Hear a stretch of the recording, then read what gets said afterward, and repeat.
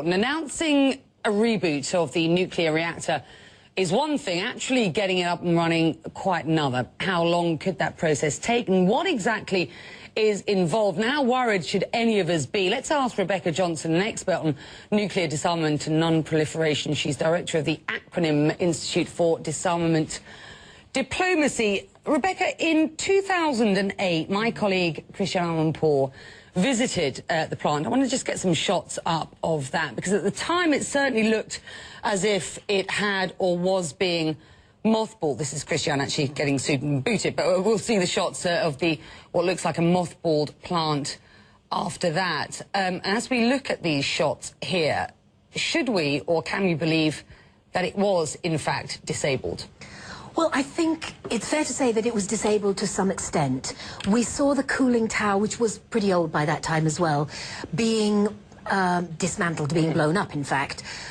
And if they were going to restart, they would have to either rebuild that cooling tower or they'd have to find some other mechanism for cooling.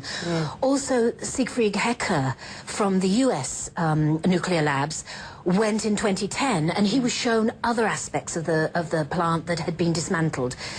The key question for us is, when you have a country like that practically has a slave labor force and is willing to commit any amount of money without any oversight to rebuilding, how long would that take? Well, we're looking at pictures here, and you can just look on the screens here of what looks as if are shots of the cooling plant being blown up.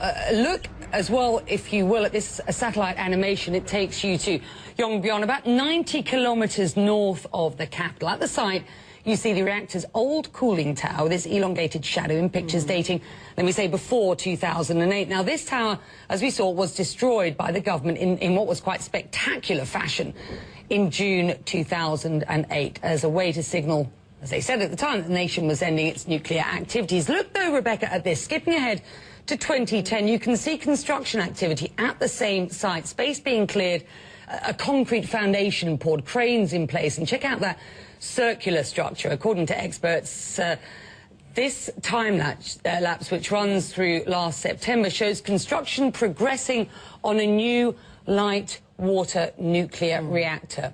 If that is the case, how concerned should we be? Well, the light water reactor is a different thing from the graphite-cooled reactor. The graphite reactor, the 5-megawatt reactor, was the one that was producing the spent fuel that was then being reprocessed to produce plutonium that was used in the nuclear weapon tests, for example, and could be used for the nuclear warheads. Now, the light water reactor, as it currently stands, certainly it's an excuse for enriching uranium, and North Korea has now admitted what was long suspected, that it has a uranium enrichment. We know of at least one uranium enrichment that's above ground. We can see it. What we don't know is, have they got other uranium enrichment facilities in the mountains that are enriching for nuclear weapon purposes, which is a much higher level than for the reactor. And this, of course, is the big problem. It's difficult enough for us as a television programme to get enough picture to really give our viewers a sense of what's going on. For experts like yourself, the details, of course, are very sketchy.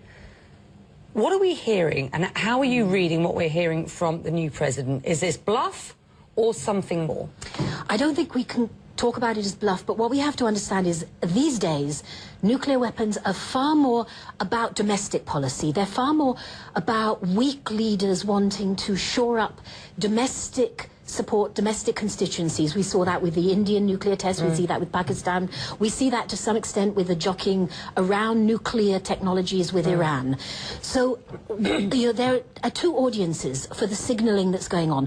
One audience may well be the US and South Korea, and that's certainly worrying, but I don't think that they need to keep very cool heads. The major audience for Kim Jong-un is his domestic audience. This is a country where people don't have enough to eat, where it's so highly controlled, but also unable to deliver economic development for its people. What can they do? They can posture around being a nuclear weapons state. And we have to understand why that is because in the world there are 9 countries that have given value to pursuing having nuclear weapons, and they are not the most powerful countries by and large that are the ones seeking to hold on to them.